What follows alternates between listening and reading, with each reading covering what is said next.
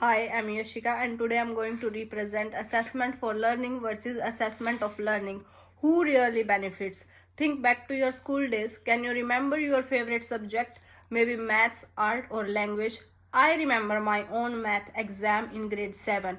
I understood every concept. I could explain my reasoning, but when it comes back, my grade didn't reflect what I had actually learned. I felt invisible as if my thinking didn't matter. Now think about it. Do you remember your marks or do you remember that those moments when something finally made a sense?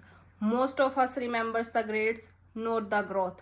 A single exam result like 85%, an A grade or not achieved can come to define a student's worth, confidence and even identity.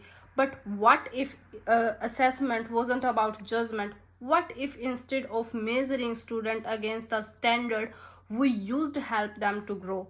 Today, I want to explore two approaches of assessment: assessment of learning, which measures what students know, and assessment for learning, which helps them learn along the way. And the big question I want us to think about is who really benefits, the system or the students? To begin, we should consider the traditional approach, assessment of learning.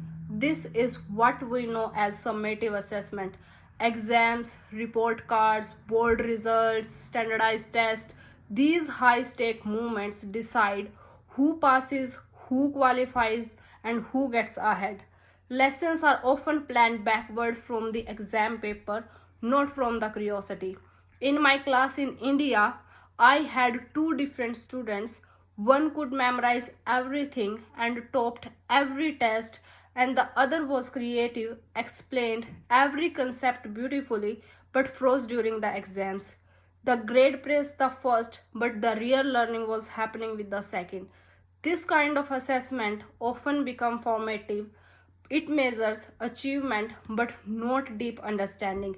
It tells us what students know, not how they think or why they struggle.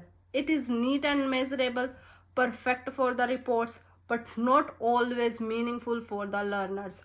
Now, imagine if we turn for the alternative: assessment for learning.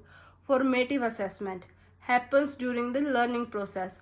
Through feedback, reflection, and discussion, it helps students move forward instead of just giving them a grade. Effective feedback helps the student understand how to improve, not just what they did wrong. It shifts the question from how much did you learn to how much you can learn better. In India, National Education Policy 2020 encouraged teachers to replace rote learning with competency based, flexible assessments that value creativity and understanding. In New Zealand, the Tawariki curriculum does this beautifully. Teachers doesn't test children, they observe and write learning stories that celebrate their curiosity and growth. I have seen this in my own kindergarten experience.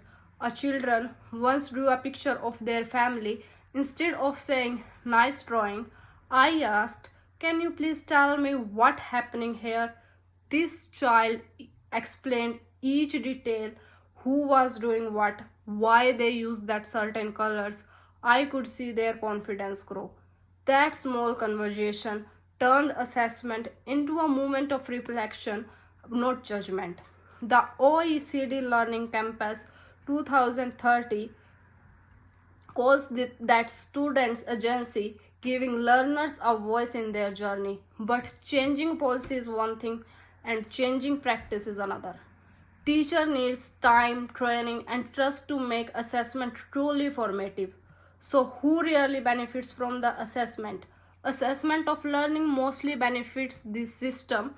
It produces data, ranks, and comparisons that government and schools rely on, but it's not always fair for the student.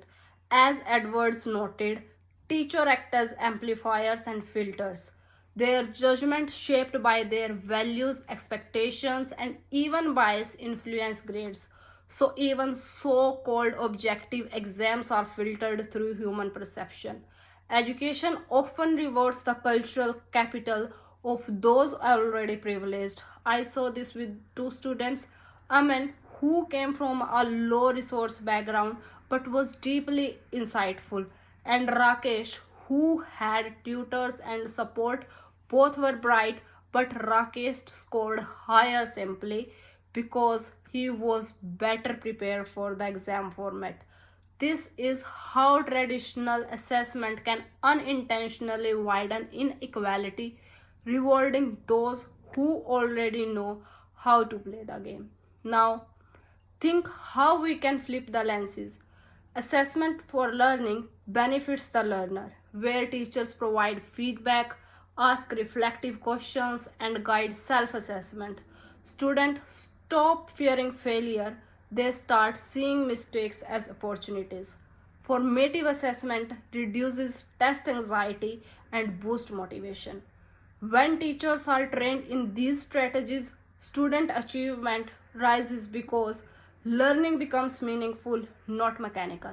When teachers know what success looks like and get time to act on feedback, they begin to believe in themselves. Instead of saying, I can't do this, they say, I can't do this yet. As one word yet transform the learning mindset. Assessment for learnings gives power back to the students, moving from judgment to growth, from compliance to curiosity. So, how we can make this shift real? First, by supporting our teachers. Professional development in formative assessment transform classrooms culture where teachers use feedback purposely.